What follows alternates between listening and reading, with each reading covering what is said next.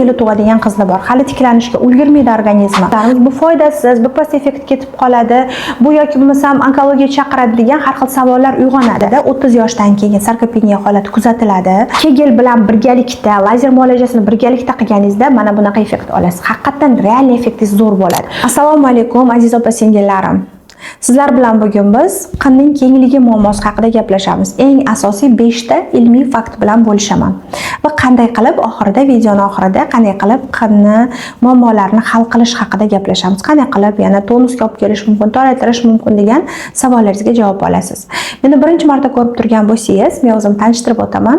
Rahimova Feruza Nimajanim, akusher-ginekolog shifokorman va ginekologiya sohasiga kirib kelganimga 11 yildan oshdi. Va tajribam davomida juda ham ko'p ayollarimizdagi bu muammoni ko'rganligim uchun bugun sizlar bilan shu mavzuda gaplashmoqchiman. O'zimning bilimlarim bo'lishmoqchiman. Birinchi o'rinda, demak biz qabulimizga patsient kelgan paytida qizlarimiz bizga savol berishadi. Nima deb savol berishadi? Qinda kenglik hissi bor. Qin o'ta ko'p namlanib ketadi yoki qinni ichidan havo chiqayotganini his qilyapman degan savol berishadi. Jinsiy yaqinlikda o'zimda demak qoniqish hissi kamaydi, turmush o'rtog'imning munosabati o'zgardi, qanaqadir xullas hayotim yaxshi emas degan savol bilan kelishadi.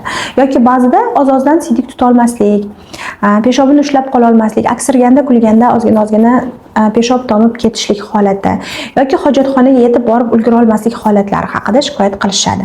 Bu holatlar nimadan bo'lishi mumkinligi? Demak, bu bilasiz, taxminan o'ylaysiz yo bachadonim tushgan, yo qinim tushgan, nimadir bo'lgan deb o'ylab savol bilan kelishadi. Endi demak ikkita holat haqida aytmoqchiman. Bu bachadon, bu esa qin.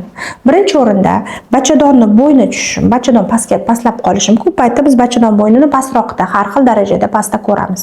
Ba'zida bachadonni o'zi pastga yaxshigina og'ir darajalarda bachadon o'zi ham tushib qolgan holatlarni ham ko'rganmiz tug'ruqdan keyingi vaziyatlarda. Ba'zida bo'ladi qinni devorlari tushib qoladi, bachadon esa joyida turadi.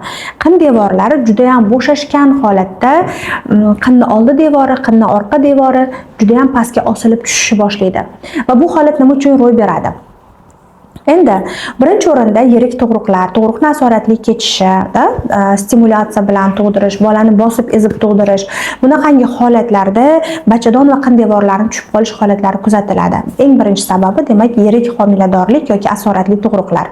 Keyingi sababimiz bu ketma-ket tug'ruqlar, qayta tug'ruqlar. Bu masalan aytaylik, har yili tug'adigan qizlar bor. Hali tiklanishga ulgurmaydi organizmi. Organizmda oqsil miqdori yetarli emas. Bilasiz, muskul bu oqsil. Qinni devorni ushlab turadigan, bachadonni ushlab turadigan boylamlarimiz, bachadon, mana shu sohani o'zi barchasi muskullar, ya'ni oqsillardan iborat. Bularning barchasi demak tiklana olmaslik, ketma-ket tug'ruqlar ham bachadon va qin devorlarining tushib qolishiga sababchi bo'lar ekan.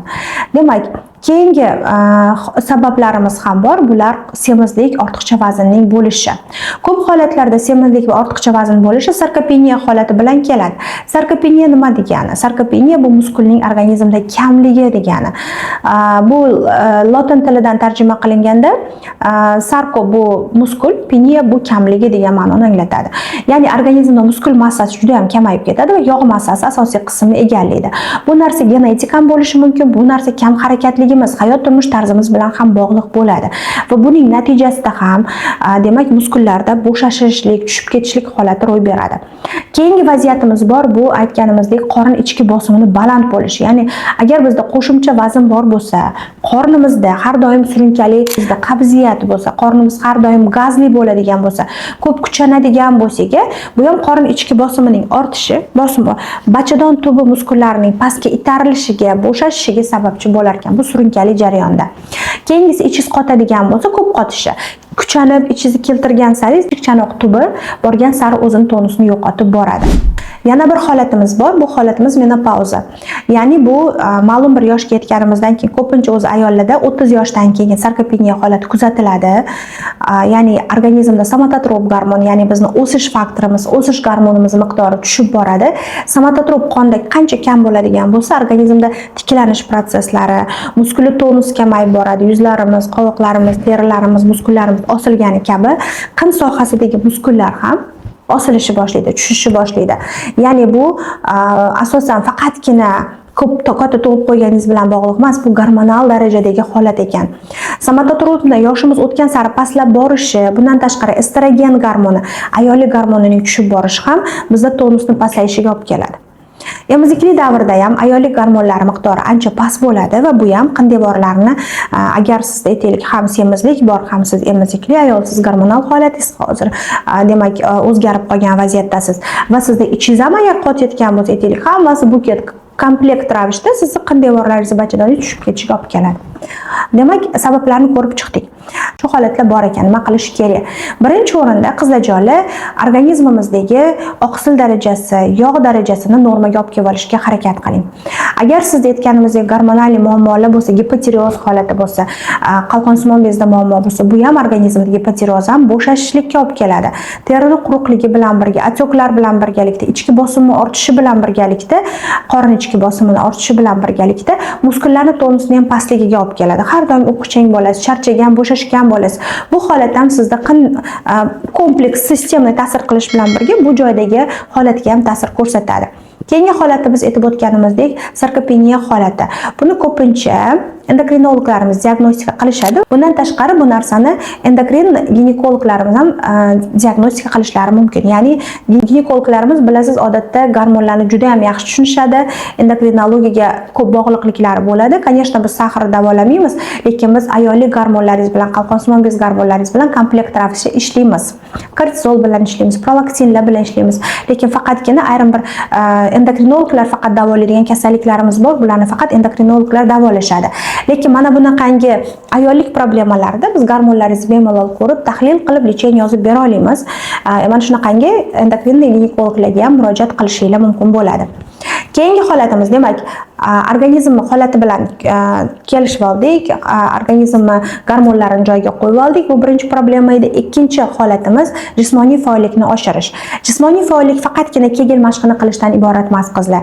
Muskulli tonusni oshirishimiz uchun butun tanamizga tonus kerak bo'ladi. Butun tanamizga jismoniy faollik va shu bilan birga qin sohasidagi muskullarga ham jismoniy faollik qilishimiz kerak bo'ladi. Bu ikkinchi masalamiz. Demak, bir ikkita mashqlarni o'rgatib o'taman. Hozir aynan intim soha uchun qilinadigan mashqlarimiz. Birinchi mashqimiz bu intim sohani qisqartirib bo'shashish mashqi. Ko'rsatib o'taman. Demak, oraliq sohasida orqa peshob va qin sohasini bo'lib oladigan bo'lsak, odatda qizlarga siqib ko'rishingiz kerak desak, orqa peshobi siqishadi. Chunki bu har doim ishlaydi, sfinkter. Ichingiz kelganda har doim ishlaydi. Lekin qin muskullari har doim ishlamaydi. Shuning uchun siz bu muskullarni boshida sezmasligingiz mumkin, qisqartiray deganimda. Lekin sekin-sekin bu yerda ham xuddi shunaqangi turli xil yo'nalishda aylana, ko'ndalang to'g'ri yo'nalishda muskullar bor va bu muskullarimizni ham biz sekin-sekin ishlatib uyg'otib olsak bo'ladi. Demak, avval qolsangiz agar tortib ko'ring. Tortdingiz hozir. Tortgan paytingizda buni o'tirgan holatda yoki yotgan holatda bajarishingiz mumkin. Tortib ko'rdingiz, tortganda demak orqani siqdingiz. Endi sekin oldini tortib ko'ring. Endi ajratib olasiz. Demak, men har doim faqat orqani siqayotgan ekanman yoki ikkalasini teng tortayotgan ekanman. Endi sizda holat o'zgardi, farqlab olasiz. Demak, avval tortib ko'rdingiz, keyin oldini yana bitta tortib qisib ko'rdingiz. Demak, avval bu muskullarni bir-biridan ajratib olishni o'rganib oldik. Ajratib olganimizdan keyin endi asosan oldini siqishga harakat qilib ko'rasiz. Oldini siqqanda sразу siqib qo'yib yormaysiz. Avval siqasiz, ushlab turasiz, ozgina ushlab turasiz. 1, 2, 3, 4, 5. Endi siqib qo'yib yoramiz. Endi yana yaxshilab tortib ushlab turamiz. Yana shunaqangi 5 sekund, kuchingiz yetganicha 6 sekund yana qo'yib yorasiz. Bu eng oddiy mashq hisoblanadi va bu kelajakda sizni peshob tuta olmaslik holatingizni oldini oladi. Bu qindevorlar tushib ketishini oldini oladigan eng yengil mashqlardan bittasi. Ikkinchi mashqimiz bu sal chuqurroq muskullar bilan ishlaydi, faqat qinni oldingi sohasi bilan emas, ichkariroqdagi chuqurroq muskullar bilan ham ishlashingiz mumkin. Bu mashqni qanaqa qilib bajarasiz? Buning uchun qorningizni shishirib nafas olasiz. Qorningizni shishirib nafas olgandan so'ng sekin chiqarganda ostingizdagi muskullarni tortishni boshlaysiz. Xuddi tasavvur qiling, nima deydi, zinapoyadan chiqayotgandek pastdan boshlab tepaga qarab tortib kelaverasiz. Demak,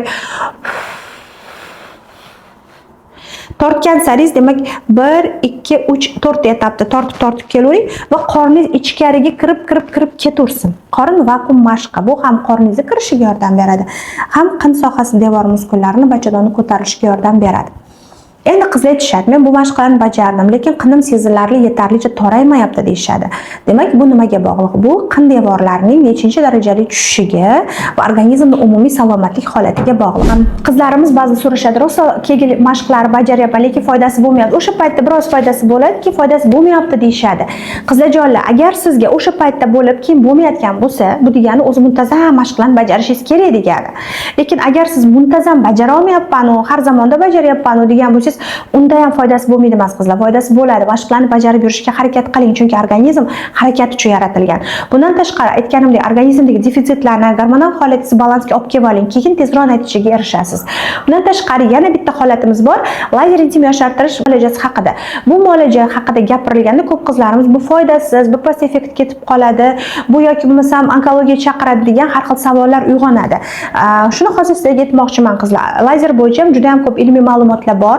Lazer qanaqa ta'sir ko'rsatadi va biz ba'zi qizlarimizga lazer bilan muolaja o'tkazganimizda xuddi yuzingizga muolaja o'tkazganda yuzingiz tortilib ko'tariladi-ku, xuddi shunaqa intim sohadagi yuzaki mышцалаringiz tortilib ko'tarilib qin torayadi.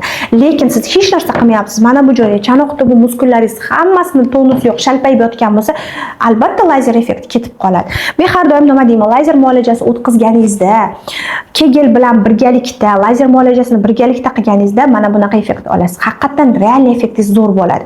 Chunki siz ichkari tarafdagi muskullaringizni ishlatib tepaga tortishga harakat qilyapsiz. Biz sizga lazer yordamida mana bu osilib qolgan muskullaringizni tonusga olib kelib beryapmiz, ko'tarib berishga yordam beryapmiz. Siz qin muskullaringizni siqa olmaysiz, faqat qinning tashqaridagi muskullarni Kegelda siqa olasiz. Mana shu joyi siqiladi. Qinning ichki tarafidagi muskullaringizni siz siqa olmaysiz. Bu narsa faqatgina asosan sizga bo'ysunmagan holatda qisman bu tortilishi mumkin, lekin bular siqilmaydi. Sizga bo'ysunmagan holatda bular asosan tashqi sfinkter sohasidagi muskullaringiz ishlaydi.